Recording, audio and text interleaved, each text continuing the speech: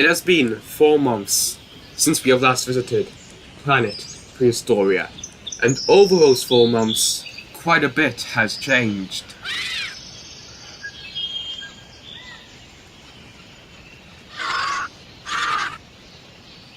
One of the main changes has been that carnivores have been going missing from their territories.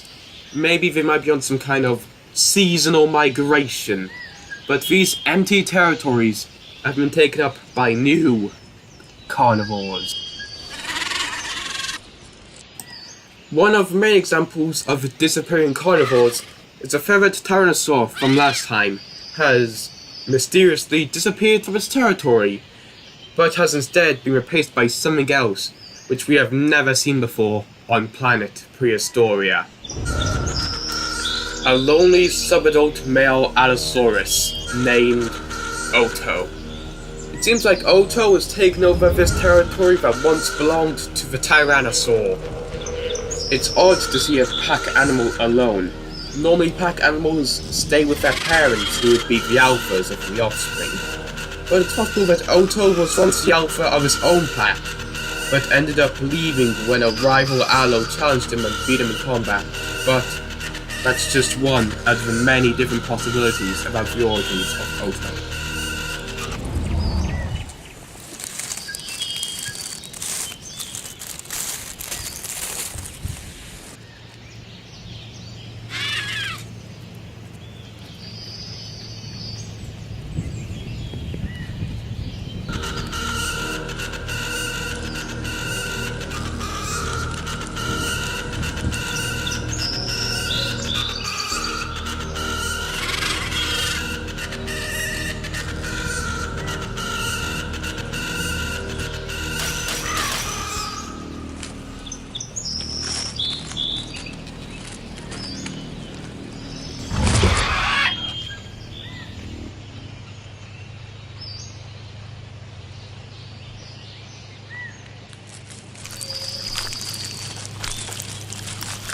Otto kills the Stegosaurus with ease.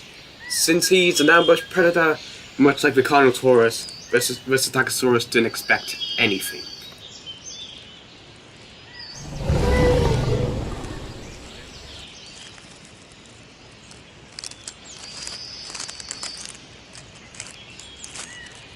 Otto seems to admire his kill, which is very strange behavior from a carnivore, since we previously suspected that these dinosaurs didn't really have the emotion or the intelligence to admire something.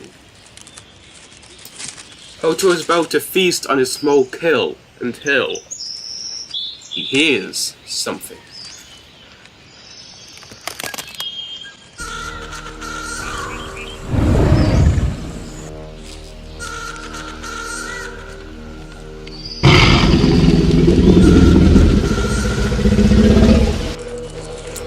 Otto's about to investigate until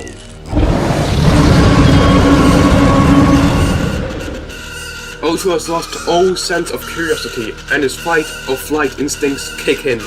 Otto would most likely not stand a chance against a Tyrannosaur, even though he was the king of his age. So was the Tyrannosaur.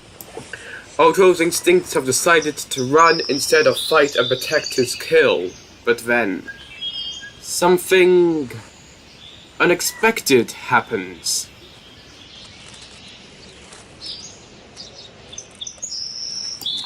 It's not a T-Rex. Instead, it's an early ancestor called a Liphanax.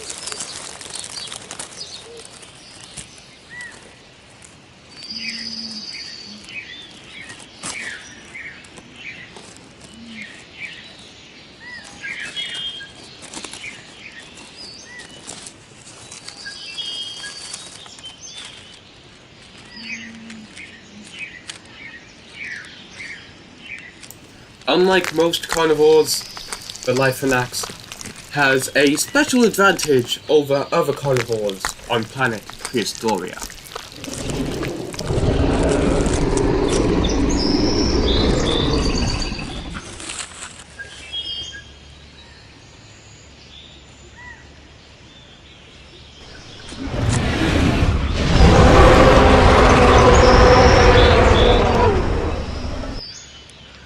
But you didn't hear that. Instead of sounding like a tyrannosaur, it instead sounded like an allosaurus. Because Lifonax has evolved the ability to impersonate sounds of other animals on planet Prehistoria. Very much like the lyre bird on planet Earth, which can impersonate other birds and even man-made machines. Which is why this male Lifonax has earned the name Loki. Loki can use this ability to impersonate other animals to scare off the dinosaurs, to draw in prey, and to attract mates during the mating season. But sadly, this time for Loki, somebody has figured out his trickery.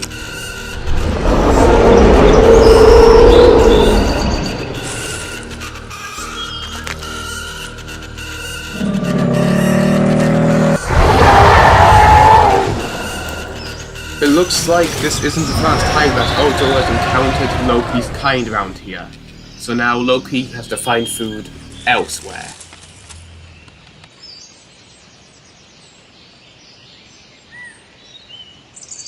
About a mile away, we see a baby female Brachiosaurus from the initial drone footage who we have called Branch. It's not safe for baby Brachiosaurus to be alone, especially at Branch's size and age.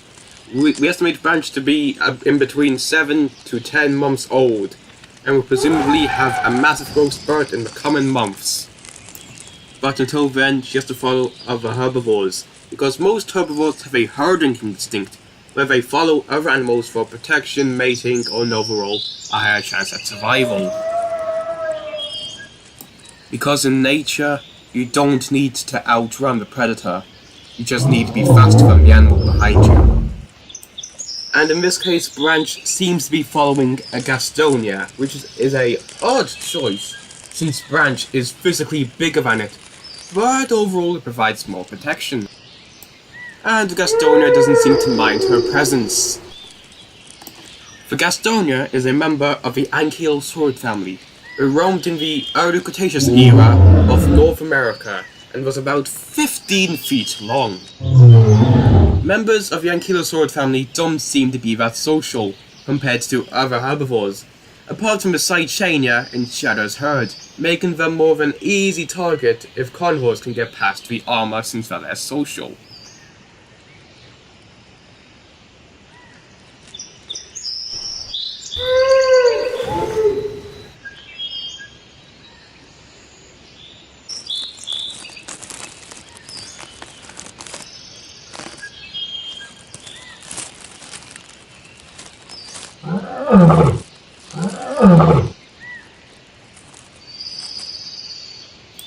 As the Gastonia calls on Branch, she begins to walk over to the Gastonia, at least until she hears something, which brings back memories.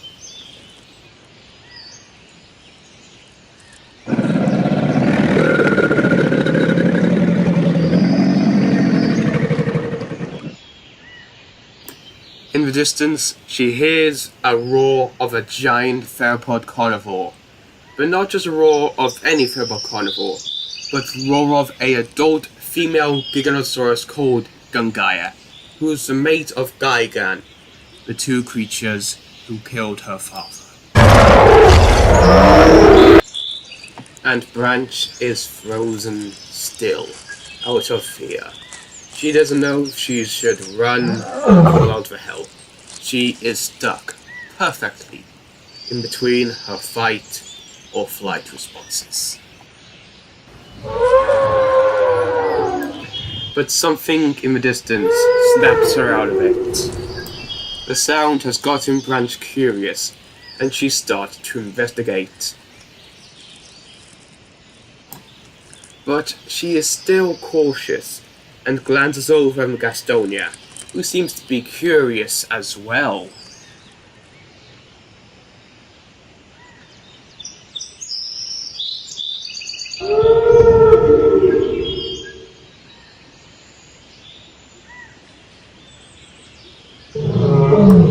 But as they walk around the stump of a tree, they find an unwanted sight.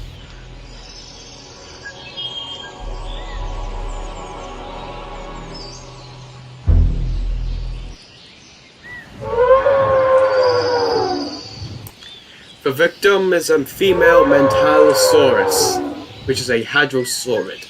The herbivore is barely clinging on to life, with a cut in its neck which cuts through vital organs, and most of its intestines spilling out of its body. It's doomed to die. The wounds are still new, which means the culprit must be nearby.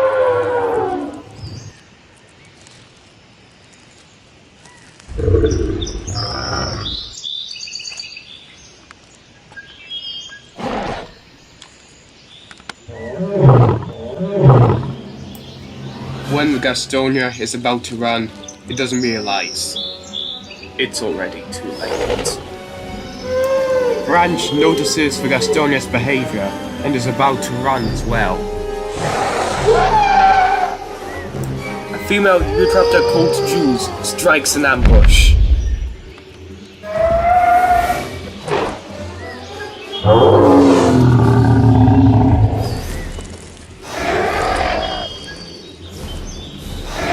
Along with her mate, Shulk.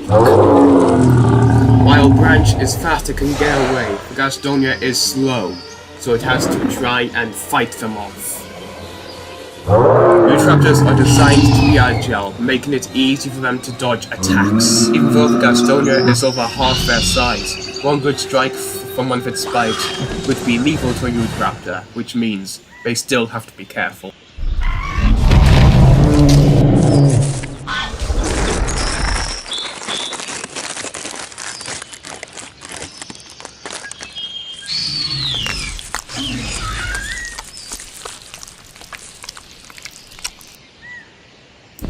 But like all dinosaurs, Gastonia has weak points. The reproductive areas and the neck, which Eutraptors quickly took advantage of. Jules has gained a minor graze from Gastonia, as Chalk has noticed, but the wound is minor and holds no threat to her future.